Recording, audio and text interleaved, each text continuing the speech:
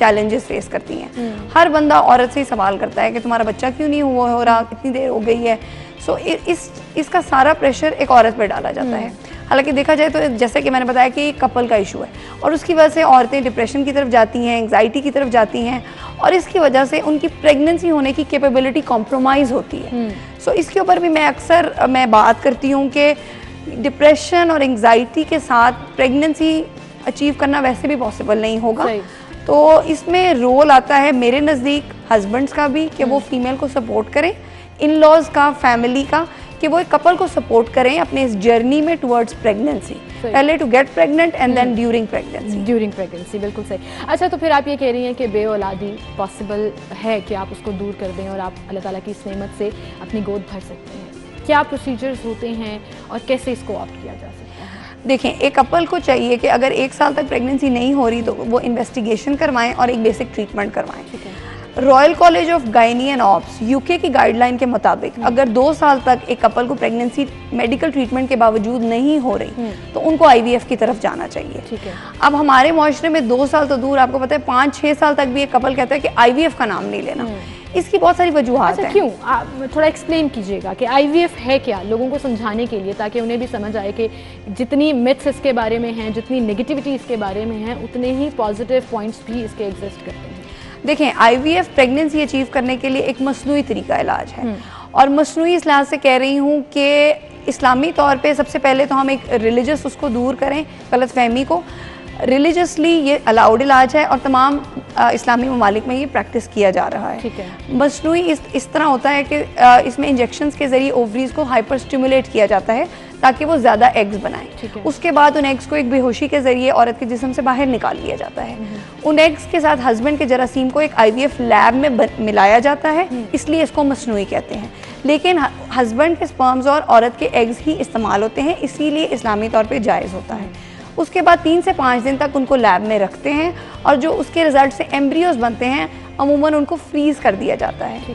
Embryos की freezing एक आप कह लें एक बड़ा ब्रेक थ्रू है आईवीएफ के ट्रीटमेंट में, क्योंकि फ्रोजन एम्ब्रियो ट्रांसफर के बाद प्रेगनेंसी के चांसेस बहुत ब्राइट होते हैं। बहुत सारे कपल्स 10 साल 12 साल, इवन मेरे पास 18-20 साल शादी के बाद भी कपल्स की फर्स्ट प्रेगनेंसी आईवीएफ के जरिए हुई है और वो सक्सेसफुल भी रही। हाँ जी, अल्हम्दुलिल्लाह। मतलब अल्हम्दुलिल्लाह। आप इमेजिन कीजिए कि उस कपल के लिए कितनी खुशी की बात होगी कि 15 से 18-20 जिस तरह भी आपने टाइम ड्यूरेशन बताया, उसके बाद उनके घर औलाद हुई है। सो ये वो करिश्मा है जो हमें मेडिकल साइंस का एक्सेप्ट भी करना होगा।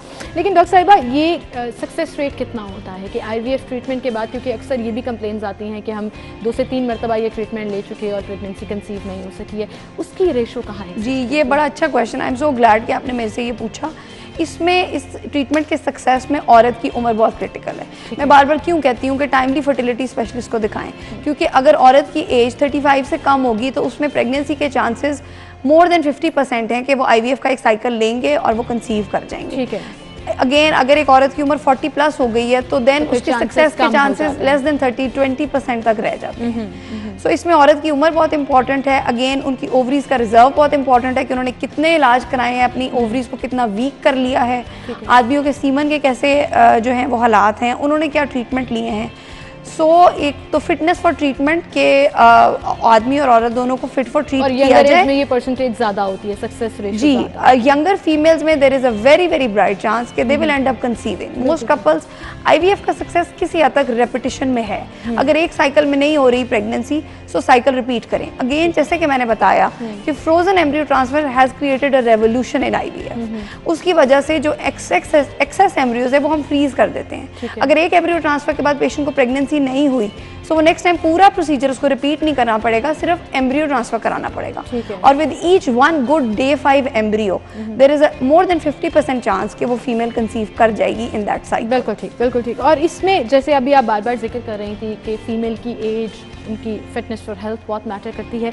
सो अगर हम ये ब्लेम भी फीमेल पर लगाते हैं कि बे-औलादी है और वो फीमेल की रीजंस की वजह से है, इसमें किस हद तक सदाकत है? कितने % जो प्रॉब्लम्स हैं वो ख़वातीन साइड पर सॉल्व करते हैं? जैसे कि मैंने पहले बताया कि अगर 100 कपल्स को ले लिया जाए जिनको बेलौदी का जो शिकार हैं, उसमें से 40% में फीमेल के मसाइल होंगे, 40% में मेल होंगी और 40 मेल होंगे, और इसमें 80% में तकरीबन 10% में ओवरलैप होगा जिसमें मेल और फीमेल दोनों होंगे। ठीक है। और इसमें 20% कपल्स वो होंगे जिसमें मेल फीमेल दोनों का कोई मसला नहीं होगा। ठीक है। लेकिन ये बहुत इंपॉर्टेंट कोहॉर्ट ऑफ कपल्स है, अनएक्सप्लेन्ड इनफर्टिलिटी, जिसमें आदमी और औरत दोनों के मसाइल नहीं है। They're both healthy, जी, लेकिन दे इसके आर बोथ बावजूद भी- हेल्दी।